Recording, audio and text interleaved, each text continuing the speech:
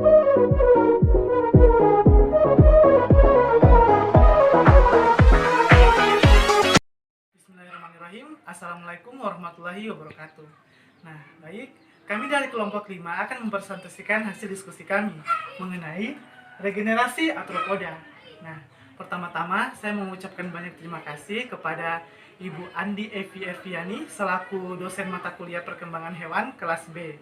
Nah, berikutnya saya akan memperkenalkan nama dari kelompok kami. Yang pertama ada Fahdil Rian Trianggara, yang kedua ada Nur Afifah Zafira, dan saya sendiri Samad sebagai pemateri pada kesempatan kali ini.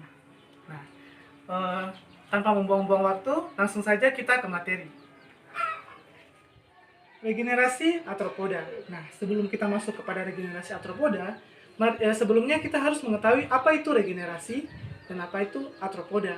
Nah, regenerasi ialah memperbaiki bagian tubuh yang rusak atau lepas kembali kepada keadaan semula.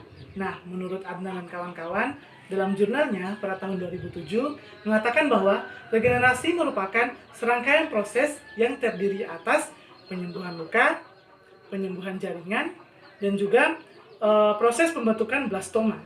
Berikutnya ada arthropoda. Arthropoda merupakan salah satu filum dalam kingdom Animalia, di mana hewan-hewan yang masuk dalam filum ini yaitu memiliki ciri-ciri kakinya itu bersegmen, yang kedua itu tubuhnya simetri bilateral, dan yang ketiga itu dia memiliki embelan pada setiap segmennya.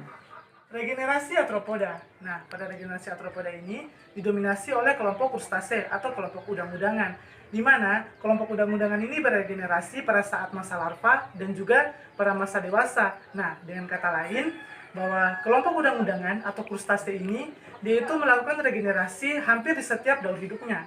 Nah, berbeda halnya dengan insekta. Insekta ini dia itu proses regenerasinya hanya terbatas pada saat larva saja. Nah, di beberapa kasus, contohnya seperti kepiting dan juga laba-laba, pada saat ia merasa terancam atau ingin lari dari predatornya, mereka akan melakukan gerakan di mana mereka akan melepaskan kakinya secara tiba-tiba. Nah, gerakan melepaskan kaki secara tiba-tiba ini itu disebut dengan gerakan autotomi. Nah, setelah ia melepaskan kaki-kakinya, kemudian nanti kaki-kaki tersebut akan tumbuh kembali seperti semula.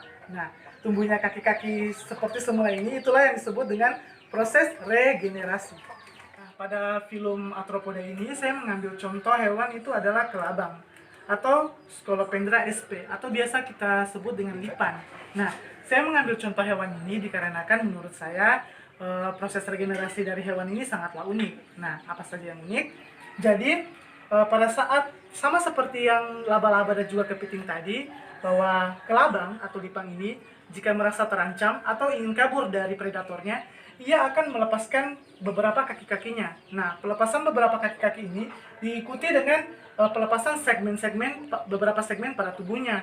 Nah, setelah melepaskan segmennya itu, kemudian dengan cepat tubuh kelabang akan membentuk bagian tubuh kelabang yang lainnya. Nah, pada segmen yang putus tadi itu, lipang akan melakukan regenerasi, membentuk kepala pada bagian segmen yang putus tadi. Dan kepalanya itu juga mengalami regenerasi, membentuk bagian belakang dari tubuh si kelabang atau lipang tersebut. Nah, maksudnya, jadi begini, kan apabila kelabang tadi merasa terancam, kelabang itu akan memutuskan beberapa kakinya beserta dengan beberapa segmen dari tubuhnya ini. Nah, setelah segmen ini terputus, kemudian di bagian segmen yang terputus tadi ini, kelabang akan melakukan regenerasi, membentuk kepala dari kelabang tersebut, membentuk kepala yang baru.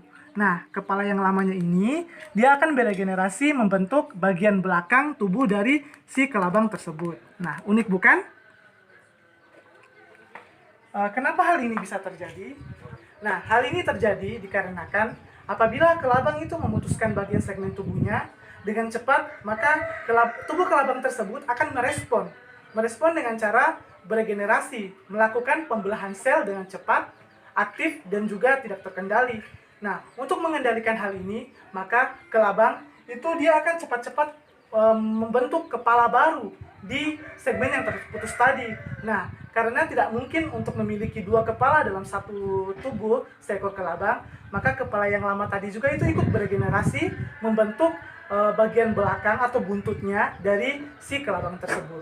Baik, mungkin itu saja materi yang dapat saya sampaikan. Seperti kata Abu Salma bin Atsari, mengatakan bahwa jangan lihat siapa yang membawakan, tapi lihat apa yang dibawakan. Nah, semoga materi yang saya sampaikan tadi bermanfaat bagi kita semua dan menjadi pengetahuan bagi kita semua. Lebih dan kurangnya mohon dimaafkan. Saya Samad dan kelompok 5 pamit undur diri. Billahi taufiq wal hidayah. Wassalamualaikum warahmatullahi wabarakatuh.